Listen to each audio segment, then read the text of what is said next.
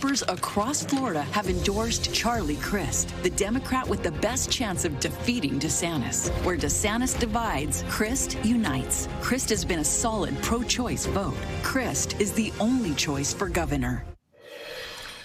This Tuesday, in one of the nation's most critical gubernatorial races, Florida Congressman and former Governor Charlie Crist goes head-to-head with Nikki Fried, the state's agricultural commissioner, in Florida's Democratic primary.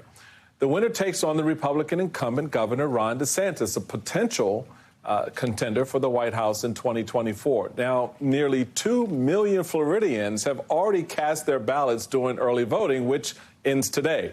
So joining me now is Representative Charlie Crist, Democratic candidate for Florida governor, someone I've not seen in a long while. Welcome, Governor. It's good to see you. Michael, it's great to see you. Wonderful to be with you this morning. Absolutely. So it's been a while since you and I got to dance together on the political side of things. But looking at your polling, you're not that far behind in the latest University of Northern Florida poll. Nikki Fried holds just 4-point lead. So how do you assess going forward here? What's your plan? Given that you've got 2 million voters who've already cast their votes, so I'm assuming you've done some work in that regard. But now the real work for that same day vote begins. How are you looking at it?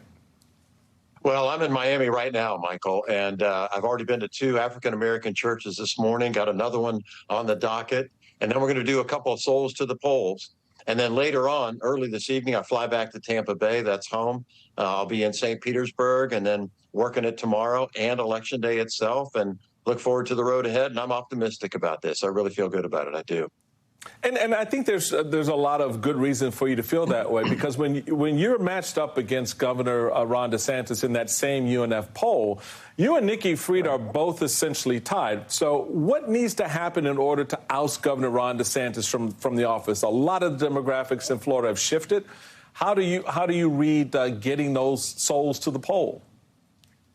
Well, I'll tell you, I think the real difference is that Governor DeSantis, unfortunately, has focused himself on running for the Republican nomination for president in 2024. And in doing so, Michael, he's really gone down some very hard right issues.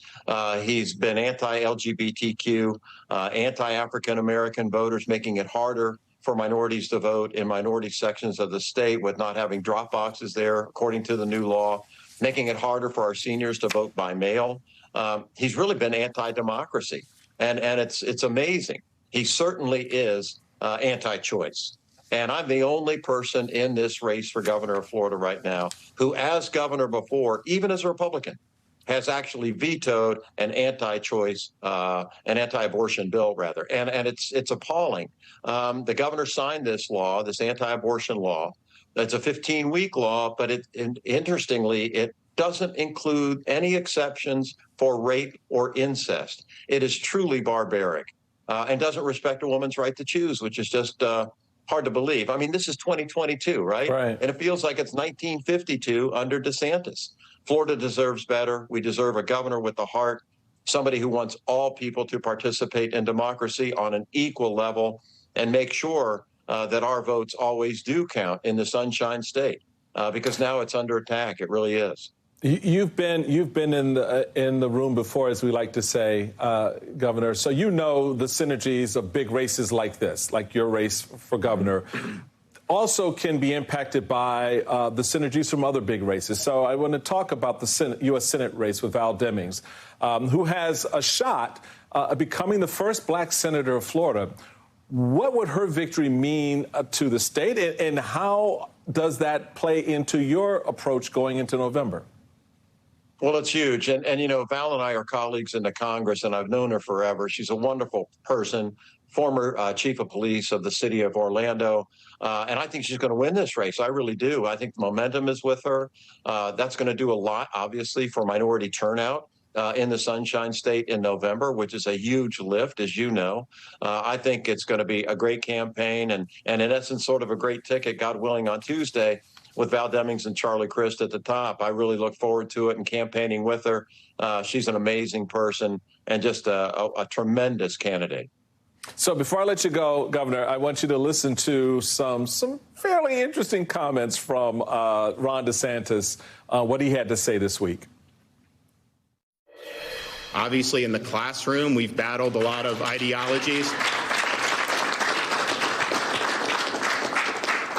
But what I've said is that the state of Florida is the place where woke goes to die. They just stuck you with 87,000 new IRS agents, and they are going after you. People say they're going to go after billionaires. Do you know any billionaire that doesn't already have accountants and lawyers? We created the first ever Office of Election Crimes and Security Office in state government, and the purpose of that was to investigate things like voter fraud and other violations of election law. Governor, your quick reaction. Well, an Office of Election Crime, my God, trying to deter and intimidate people from voting. It's what I just said on the other side, Michael. And it really is unbelievable. You know, I'm a Democrat running to protect democracy. He's an autocrat wanting to be the dictator of America and run for president in 2024. He really has taken his eye off the ball in the Sunshine State. Our property insurance rates are through the roof. The cost of property and real estate in Florida is crazy. Forbes ranked us recently as the most expensive state to live in. We need to have a governor who's focused on Florida, who wants all Floridians to do well, make sure that our economy is not just for millionaires and billionaires who contribute to him, but to everyday Floridians who are having a hard time finding a household, a hard time putting a roof over their head. We deserve better, and Florida's going to get better. I look forward to the campaign ahead. Thank you, Representative Charlie Crist for Florida. Really appreciate it. And a programming note, folks. Later on MSNBC Reports, Corey Coffin will be joined by both Representative Charlie Crist and Democratic primary challenger Nikki Fried today at 3 p.m. right here on MSNBC. Plus, it's not a Sunday without a sound off, and I've got a panel of your favorites waiting and ready to break down this week's biggest stories. Keep it right here.